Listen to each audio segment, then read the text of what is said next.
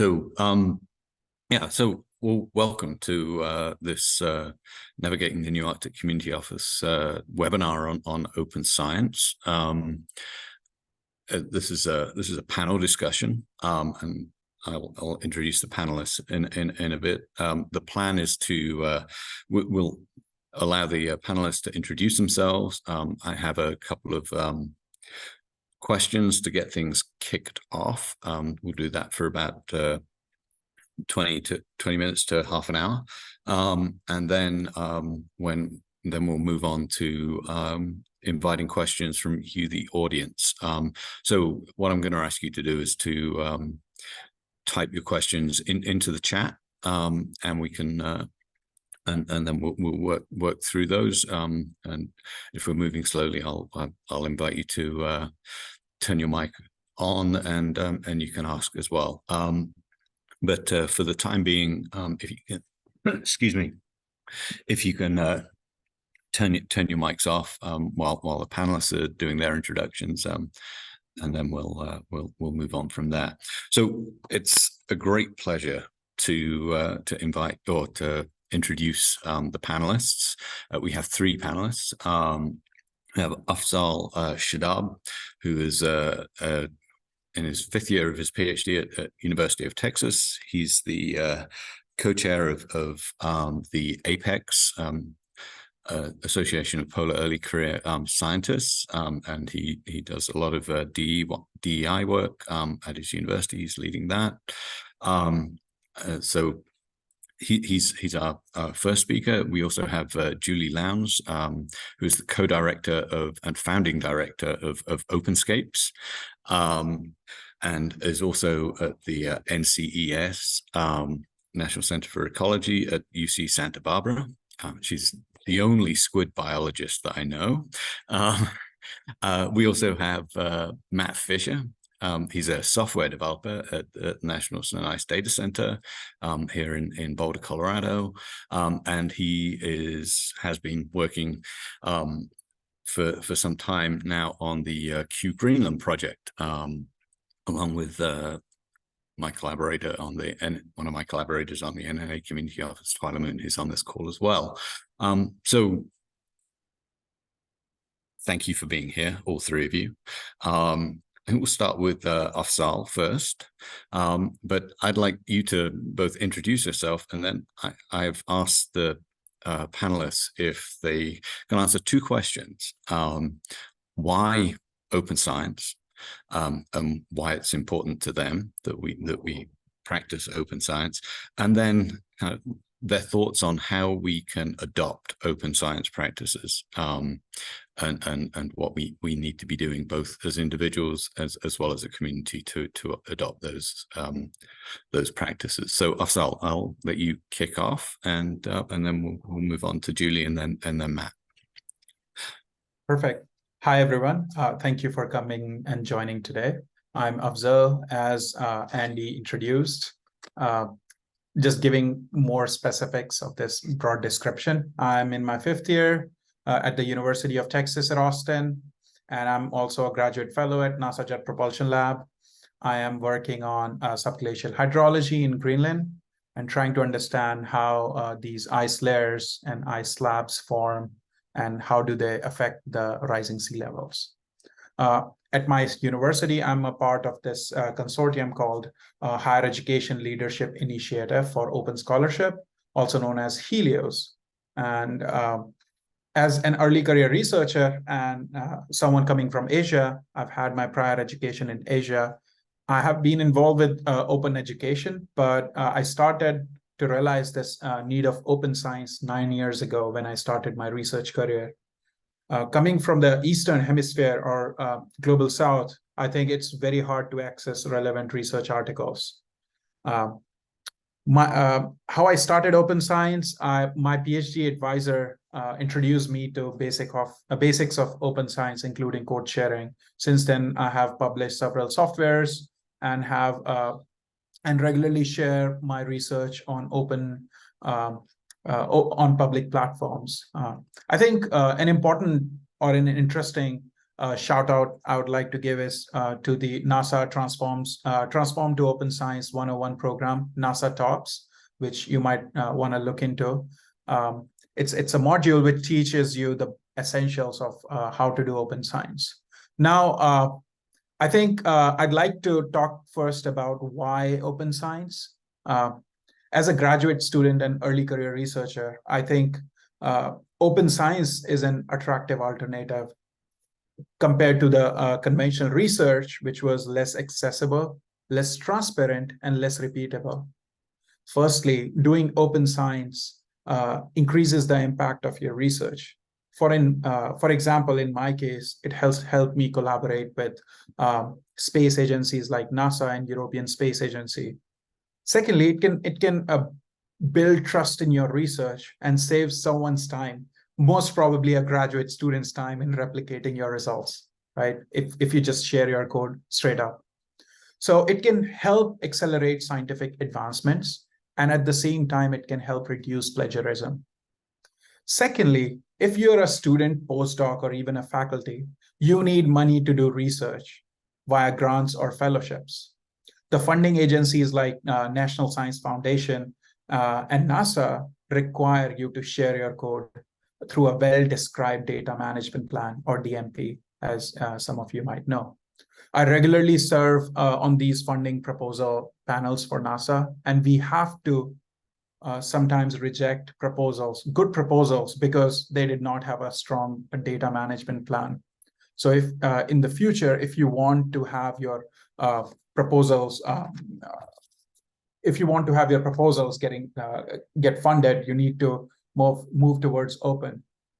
But I understand this yardstick, or this strict enforcement of open science might not be the best way, but it is right now the policy, and it's an evolving subject. So lastly, I think open science is a diversity, equity, inclusion issue.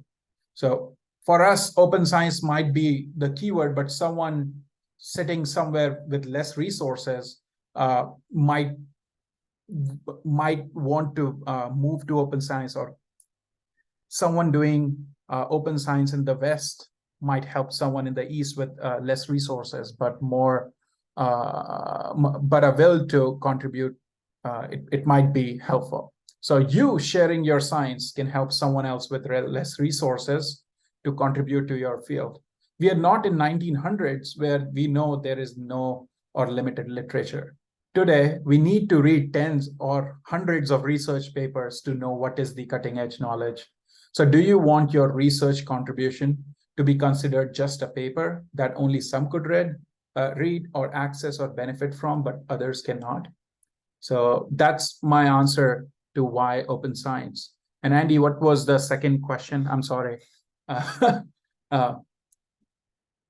Oh, I can't hear you. The second question was, how can we adopt open science practices? What are some of the things that you've done, or some of the things you can recommend, some of the things you've seen work? Yes. So I think 101 thing would be look NASA TOPS program. I think it's a great program to begin with. They have several modules which they might release one by one. I was a part of their first module.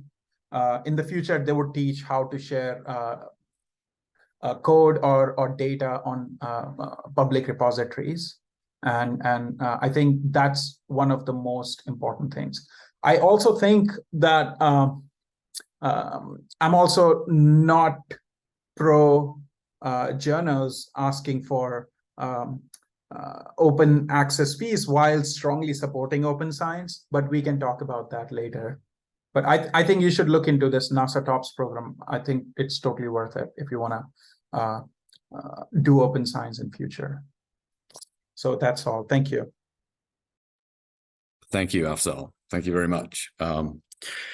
So now we'll move on to Julie Lowndes from Openscapes.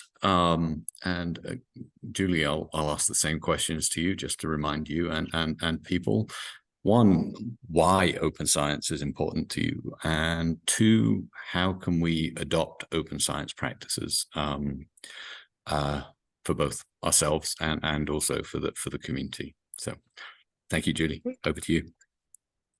Great. Thanks so much for the invitation. And it's so wonderful to be with this community. So I'm looking forward to the discussions going forward.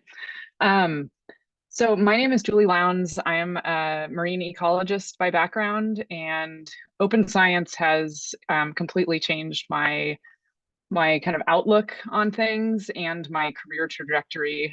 So over the last 10 years, I've been moving away from doing my own research and towards supporting other researchers with open science, because I've felt that power so much myself. So I'll tell a little bit about that, but I think to answer the first question, why open science? Really, for me, it's a culture change that's really needed around science that will help us be able to collaboratively tackle these big challenges we have in front of us, that you're all working on in terms of climate change and social change.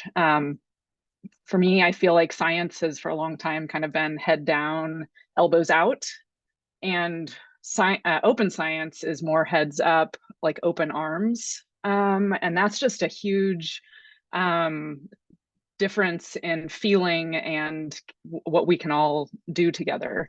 So I think for open science, it is about diversity, equity, and inclusion, like Afzal was just speaking about.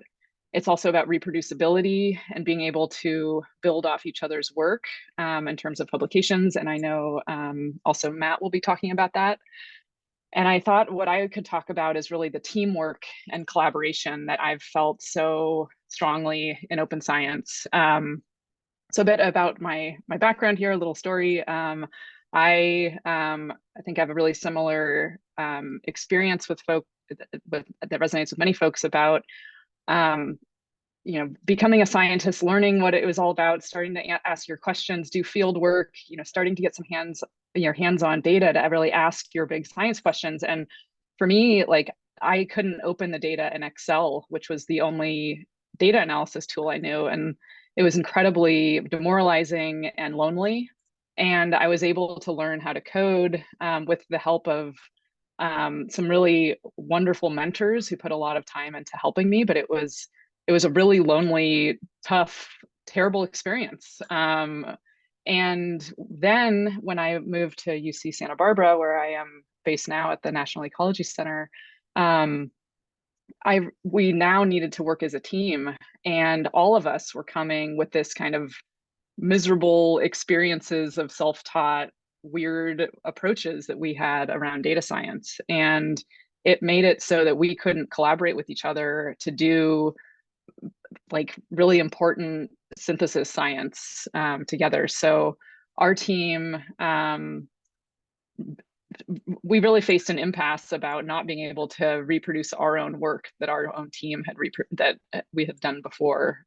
So we started to transition to open science, and actually we really were focused on the data science part of it. Like, how can we move out of forwarded emails in Excel, forwarded emails with different Excel attachments called version 12, with modified, like, what did that mean? And towards coding in R together and using GitHub together, and really focusing on documentation about what we were doing, and really thinking about onboarding ourselves back to the project when we hadn't been there for a week or so, but also onboarding other people to be able to contribute to our research, and also thinking about how important it was to document this for ourselves, so that also when someone offboarded, when someone took a new postdoc or moved through the lab, that all of that knowledge wasn't lost. So really, open science as this kind of mindset and framework and whole set of tools around data analysis and reporting and documentation, that really changed my whole view on what science could feel like and what we could do together. The first year the team worked together, it took 4 years and 30 scientists to do the same thing that now we do in a few months by teaching interns and supporting them as collaborators. So that's, and that frees us up to think about the actual science questions we want to do. So I think kind of that's been that's the kind of feeling I think we need in science, is to identify these kind of sticky points that make us all feel stuck, and be able to find solutions for them so that we can free up our mental space for these really big challenges that we need our creativity and our scientific expertise and experiences and knowledge to bring. So in terms of how to start, which is Andy's second question, it's really about talking to other people about your daily workflows, reflecting a little bit what's working, what's not working, and learning kind of what other people are doing. Hearing what your colleagues are doing around you. It could be someone that works on your team, or it could be a trusted friend in a totally different field. But like, what's working and not working for you? Maybe reflecting on that a little bit. I'll put two resources in the chat that I've written with colleagues about this very topic, about how to start conversations with your lab group, and also broader across your organization, to really surface the needs that exist and the solutions that could already be in-house that other people are developing, or finding common sticking points that you can work on together. So I'll put those in the chat, and I will end there. Thanks so much. Awesome, great. Thank you, Julie. Okay, so now we'll move on to Matt Fisher. And I'll just remind you of the questions: is why open science? And then secondly, how can we adopt open science? So Matt, over to you. Thank you. Cool. Thanks for the opportunity to chat with you all. To introduce myself first, I'm an open source software developer and also a research software developer, and unfortunately not always both at the same time. I've got a passion for education and open source, and like Julie mentioned earlier, that's something that I've kind of developed recently, and I'm looking to change my career more, to move more into education, sharing more what I have learned in open source communities with science communities. And really that started with a workshop that I ran with Trey Stafford for the QGreenland project this past year. That was the 2023 QGreenland workshop. We've got all our materials online. That's all open source, and I'll post a link in chat shortly. I think that's all I got for my intro. In terms of the questions, why open science? My feeling is optimization. And I feel like the cause of the optimization is inclusiveness. So if you include more people, you're going to optimize your outcomes, you're going to optimize your professional growth, and in my opinion, you're going to optimize fun too. I feel that in terms of outcomes, we know more when we know how a result was achieved instead of just knowing the result. We can validate the result, we can reproduce the result. I also feel we have better ideas when we discuss them with others. This is something that I experience every day in software development, is when I pair program with somebody, my results are better. When I have somebody review my code, my results are better. And I feel we're more accurate when we work in a way that other people can see our work. Me personally, when I know somebody's going to look at my work, I take extra steps to make sure that my work is usable to other people, or at least readable. And that benefits me later on when I come back, because in 2 years, I'm going to be a different person who does not remember what I did today. I feel open science also optimizes for professional growth. When you're working in communities as opposed to by yourself or with a limited number of collaborators, you get more opportunities to learn from others. You get opportunities to network.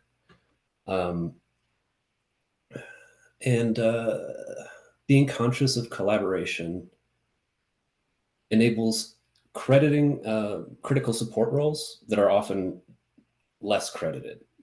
So software developers, operators, technical writers, now have more opportunities to grow their career through open science because we have more thoroughness over how we credit people. I also feel open science optimizes fun. I've had a lot of my best experiences doing software development, working with in open collaborations and public communities on GitHub. I've made lots of connections with people that I feel like are going to last for a long time and have been very rewarding. And the other question, well, hold on, do I have something else for that? Just checking through my notes real quick. Yeah, okay. So how to adopt open science, I feel, is a really hard, soft problem.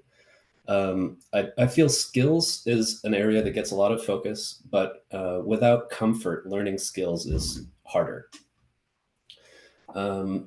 And I also feel like gaining comfort is a more difficult problem. It's more specific to an individual and their experiences in the past. So I think how to get people more comfortable is a problem that is solvable. I think there are patterns here, or at least I think it's remediatable. So for example, there's a concern about scooping or intellectual theft is a common pattern I've seen in my work. A way that I've addressed this in the past that I feel is really works was to use authorship metadata alongside code. So there's standards, code meta and citation.cff are two standards for code metadata that allow you to include citation information, funding information, and other information alongside your code repository in GitHub. Second way to address that is to use Zenodo to archive intermediate steps. If you're protecting yourself by archiving your work, it's going to be really hard for somebody else to claim that they did that work. And those two things work together. Having good code metadata with code meta or with citation.cff enables Zenodo to automatically produce good DOIs that have lots of metadata alongside them. Another concern I've seen, concern pattern, is concern about failing publicly. I don't know how to address this. I feel like if there were more resources which openly shared positive interactions that occur when people fail in public, that could be valuable for addressing this problem. I feel like that's something that happens a lot in open source. You do something that's not quite right, somebody can come in and very gently correct you and often provide you knowledge you wouldn't have had otherwise. Another concern I've seen is concern about loss of ownership. So somebody who's taking their private code and looking to go public might be concerned that as other people start to contribute, their intellectual contribution to that product might be lost.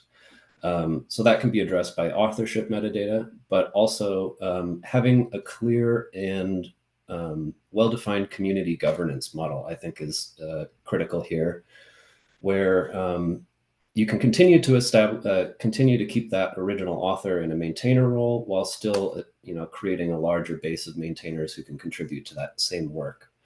Has, in my experience, helped keep that original author comfortable with ownership as they transition to a shared ownership model. I think that's all I got here. Let me just double check my note card. Nope, I got everything.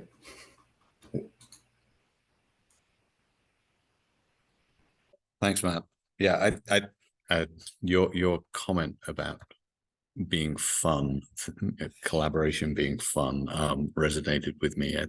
I've worked with Julie and you, but through Openscapes, and I think recently several of us said that Openscapes was kind of our happy place. It's where we went to get a little hit every time we needed to be reminded that collaboration and open science is the way we feel we should be working. So thanks for noting fun. And at this point, I'm gonna open up to the audience and ask if you have any burning questions about implementation of open science, any concerns you have with open science. I think Matt addressed some of the issues with plagiarism, but we may still have concerns. So I'm going to open up. Feel free to type questions in the chat initially, yeah, we can move forward from there.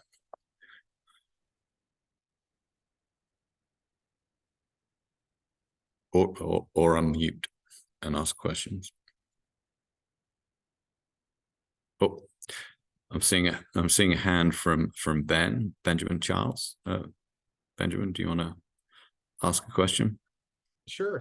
Thank you, everyone, the panelists and the event organizers, for providing this opportunity for the people who are here in the Zoom to ask questions to our panelists and regarding open science. First, I'd like to thank the panelists for providing their perspectives and their individual concerns and potential opportunities for open science. But I'd like to frame some questions to your panelists that are in regards to Indigenous knowledge and the unique and distinct identities of Indigenous peoples in which the co-production of knowledge movement is coming to greater attention from the world, especially in regards to the Arctic, where we're asked to provide our Indigenous knowledge to co-produce knowledge. My first question really is to provide a constructive and critical perspective to our panelists. But given the vulnerability of Indigenous knowledge in an open science framework, how do you propose to ensure the integrity and autonomy of Indigenous knowledge, especially when narratives surrounding sharing and teamwork are often stemmed from colonial perspectives and methodologies? And how do you plan on engaging directly with Indigenous knowledge and Indigenous people, and especially our Indigenous knowledge holders, to prevent homogenization and also the misinterpretation of knowledge? So thank you, Tom, for raising a few vulnerabilities around data, around science.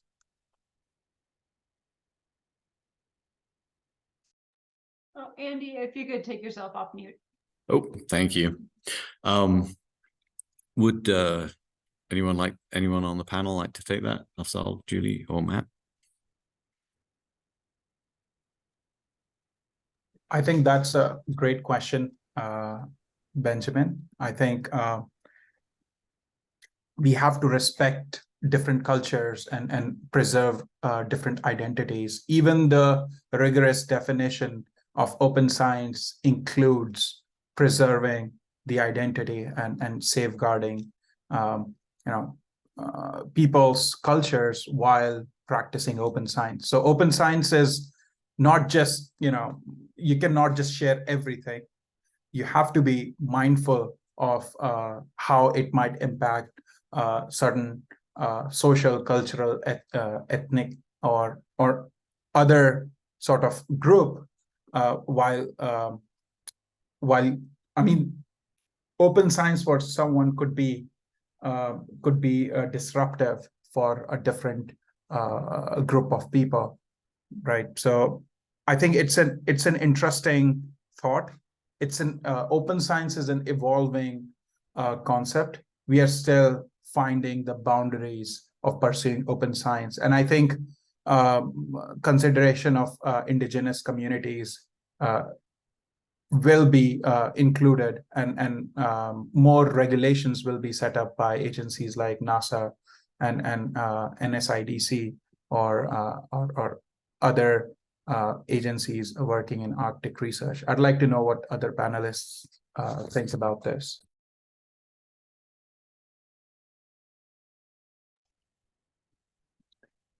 I'm happy to share a thought. That's a really big and important question. So thank you for bringing that up, Benjamin. I think something that's been powerful with teams that we've worked with is that these practices can help you work internally with your team. Not, open does not need to mean public. Doesn't need to mean public right now. It can be a spectrum, and I think having sort of the mindsets and some of the tools around sharing files with each other can help teams work a bit more openly themselves. And so if those are helpful to Indigenous teams, then I'd love to talk more about that with you. We've been working with the Tribes in the Exchange network that are with Angie Reed and some of the groups that are based in Maine, and they're supporting environmental data and data science efforts. And so I'm trying to learn from this group and support as there's a need, but there's I think kind of separating the kind of open practices from like fully public and extractive can be a helpful way to think about it in my experience. Thanks. Thanks, Judy. Thanks, Afzal. Matt, do you have any comments? Or I don't know that I have anything valuable to add here. I definitely part of my motivation for starting to think a lot more about open science came out of running the 2023 QGreenland researcher workshop, where we had a long discussion, a group discussion about care principles. I guess I really don't have much more to say about that other than that's part of what got me really interested in open science. would anyone else on the call like to contribute to that discussion? If you have any thoughts from the audience, we're open. This is flat. We have panelists, but you can all contribute. So it'd be great to hear from you all.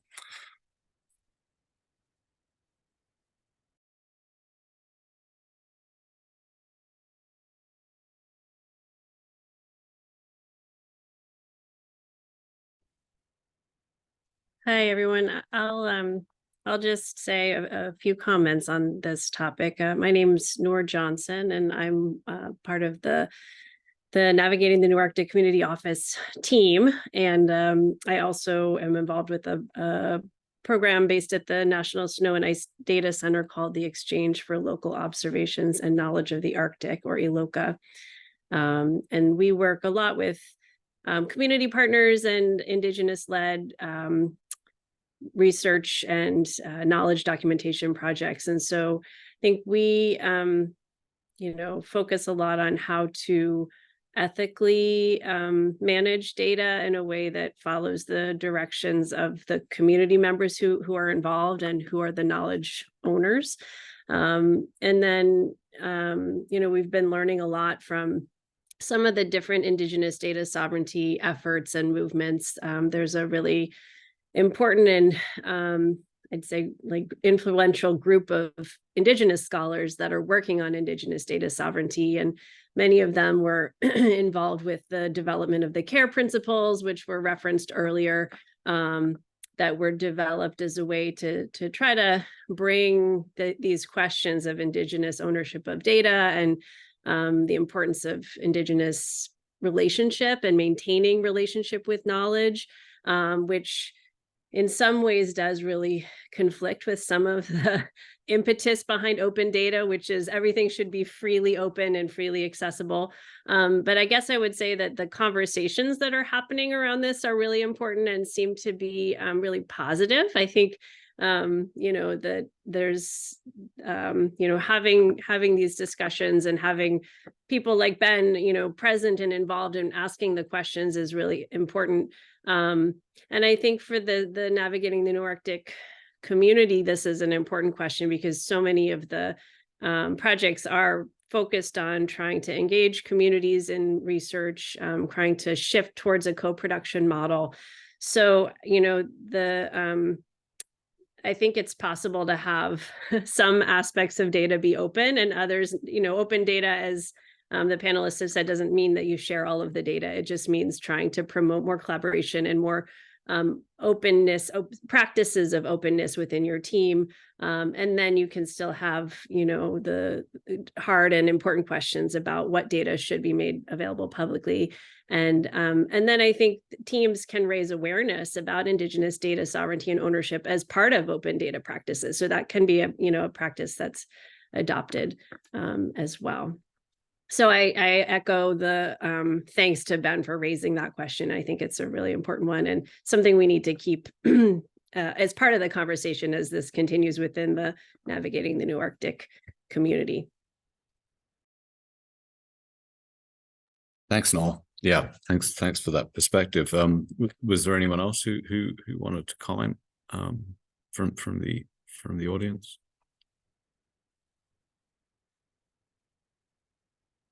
There is one related question in the chat that I feel is kind of more of a kind of a poll-like question, but it's it's from Stacey Lucason, and how do you all credit those you're co-producing knowledge with? Are they co-authors? Are they paid? Are they published as well? I think those are things to think about, but I think sharing that knowledge with the community is really useful, and so I wonder if people would be willing to kind of add their thoughts, their responses to that question, or if they just want to contemplate on that, but they could add to the chat, and we'll certainly collate all that information and share it with you, the audience. Do the panel have any thoughts on credit and co-producing? Matt talked a bit about kind of digital ways of ensuring credit, but Afzal, Julia, do you have any thoughts? Afzal, go ahead. Yes, I think in terms of authorship, if someone has a code and I'm using that code, I'll definitely give the credit to the code. As Matt mentioned previously about Zenodo, I think Zenodo is a great way of making or archiving your code. And if you can use social media, it's super easy to use either GitHub or Zenodo. It's very similar to that. You don't have to go into the nitty-gritty details of coding. It's really drag and drop if you want to do open science. So I also want to use this opportunity to say that open science is not all or nothing. Open science is give as much as you can give, and try to be more transparent and promote science or promote others' benefit. And getting back to the question about crediting, I mean, if they have actively added to the science in the paper that we are writing, they would be given an authorship. If I have used their code, I will give them the due credit, and I will put their name to the acknowledgement. That's how I would like to do it, but it depends from field to field, because especially some of my work goes into planetary science, and there you can see good numbers of authors, and it depends on the field that you are working in. But how I'd like to do is be transparent with how much they have contributed, and if you have added them to the paper, if they have helped you with running the code and everything, you should use the credit taxonomy and write that transparently, that they have added or they have helped with the code. That's how I'd like to keep it, but I'd like to know what others think. Thank you. I was going to maybe kind of add a prompt to this, Julie, if you'll let me, and that I think a lot of us who are thinking about open science often kind of think in terms of code and data and sharing, and I think we're also stuck in a kind of an older model of credit and authorship, and strangely enough, I just saw Mark Parsons, who authored a recent article in EOS, which is talking about credit where credit's due, and I think, you know, I guess my question is there a need for us to develop more or different ways of providing credit and acknowledgement that goes beyond just the traditional kind of author list on a paper, or even kind of, if we're thinking in terms of data or licensing data to a person? Yeah, I would say, just to add to this conversation, that the way we give credit in science is in need of an overhaul, and there's a lot of great people working on that and affiliated with the TOPS community, for example.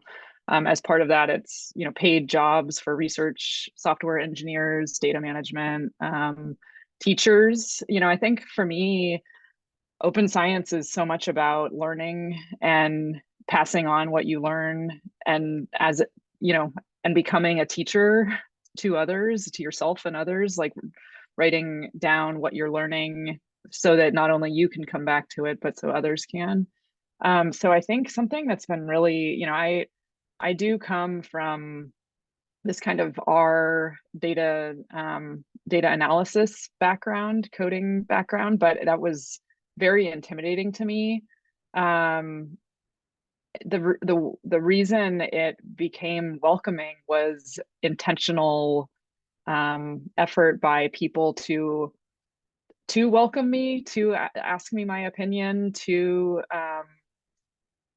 amplify other people in the community. So I think, like, open science is a big learning community, and something where you're able to come and ask questions and share your knowledge, however that looks. That could be, you know, looking through somebody's slides that they put together and crediting them verbally to another colleague that needs to learn, that you know, that was struggling with the same thing. I think, you know, we're not limited to publications. This is kind of a circuitous running of thoughts, but, you know, we're not limited to publications anymore as the sole place to get credit and the sole place to learn.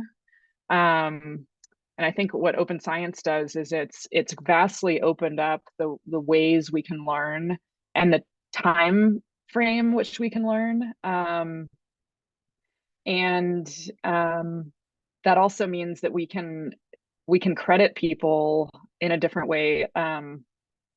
People are in the, like, Our Ladies community is a community that I'm a part of that is supporting gender diversity in the R programming language community. And it shows up, like, the impact of this welcoming, amplifying community shows up not only in individuals' personal experiences and career trajectories, but it also shows up in, like, a big tech conference in Chicago last week having so much female and gender minority representation that it's just astounding. So I think these, like, open science communities as a place to learn and to contribute with your, you know, presence, with your questions, with your shared learning and beyond is really nice thing to do. I'll put in the chat one slide deck that kind of welcomes folks to open science communities, if that's helpful for folks.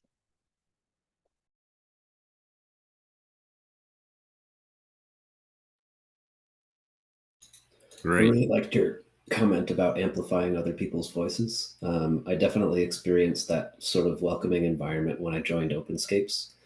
And again, that's a part of why I've kind of moving towards a career transition towards more education.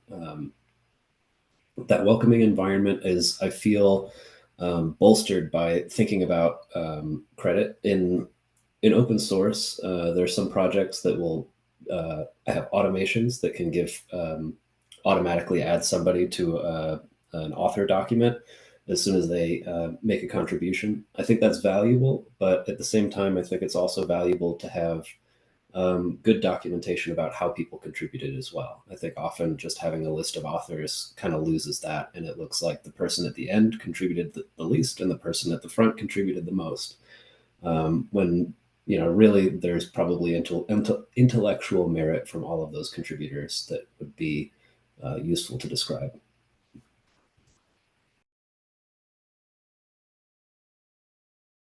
Thanks. That, I think that was, I see Karen Gruskrutz has raised a hand. Karen, do you want to unmute and ask a question? Hi, thank you. I missed the panel speakers. I apologize. I came in when Benjamin was commenting and thought that was a perfect time to come in. Thank you all for holding this discussion. I'm a graduate student at University of Alaska Fairbanks, among other things, and some of the lack of formality around data sovereignty has made me uncomfortable enough to have a sticking point to not actually find traction in working with some tribal research partners. So I was curious if understanding that in the conversation here, it's a spectrum of different agreements and different acknowledgements, and that is a much bigger picture. I'm curious if the folks have examples of MOUs or MOAs about data sovereignty that are acceptable and have been accepted and co-written by tribal research partners that are collaborating with universities. You know, I know some of our structures at the universities have CYA for the university and not so much for the research partners, particularly tribal research partners. So if folks have positive examples of that, I'd love to hear more about that. Thanks.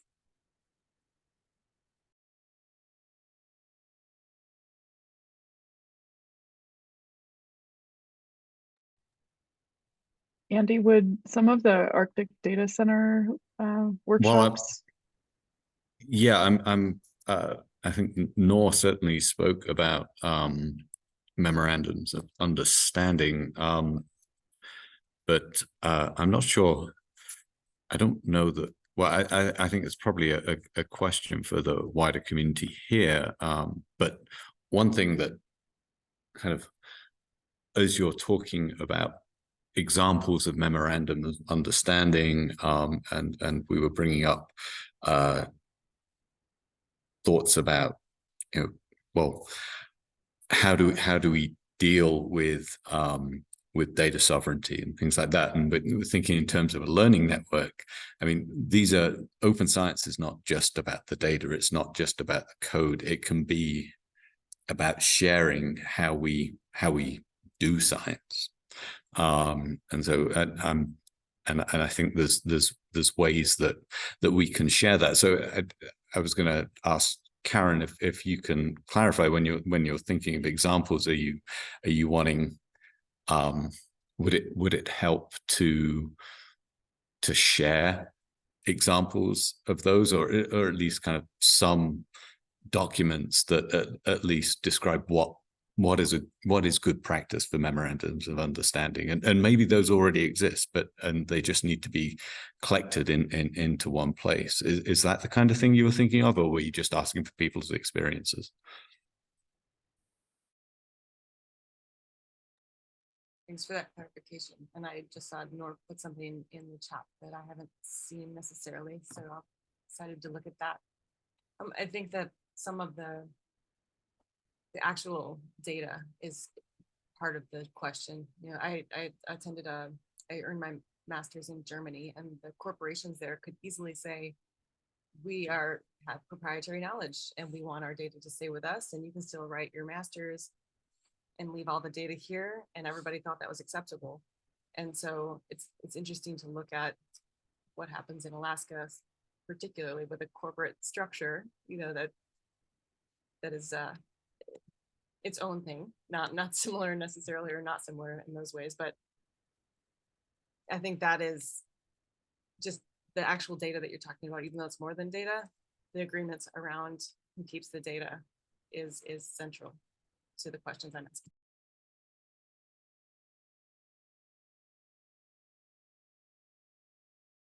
I'm recognizing we're coming close to the top of the hour, but I think it's a really kind of there's another kind of 15, 20 minutes we could, maybe more, that we could spend on that. But I'm just wondering if someone, Ben, I know you started off asking this, Benjamin, sorry, you started off asking this question, or maybe Noor, because you posted that link to the Arctic Data Center. If you would had anything to add.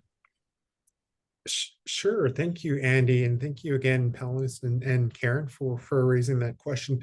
I'd first like to address the Inuit Circumpolar Council's equitable and ethical engagement protocols that were recently published on our website. I'll post a link in the chat here shortly, but within our shared protocols from all 4 of our Inuit countries in which we reside, our people, Inuit, have come together and put together this document of equitably and ethically engaging Inuit, where we're asked to share our knowledge, or in any capacity, whether it be the co-production of knowledge or the cooperation of sustainable economic development.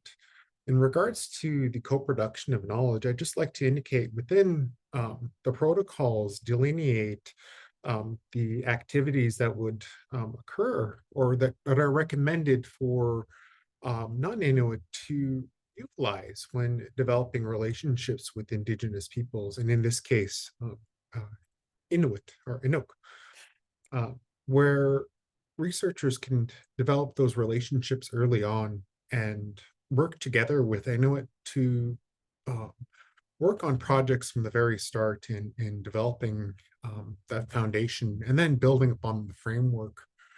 But then in regards to your specific question, in I believe it's Protocol 6, we're honoring or respecting the agreements that are put in place between Inuit and non-Inuit. We're working together and honoring and ensuring that those agreements are come to fruition or come to an end. And then those continued relationships could develop from there.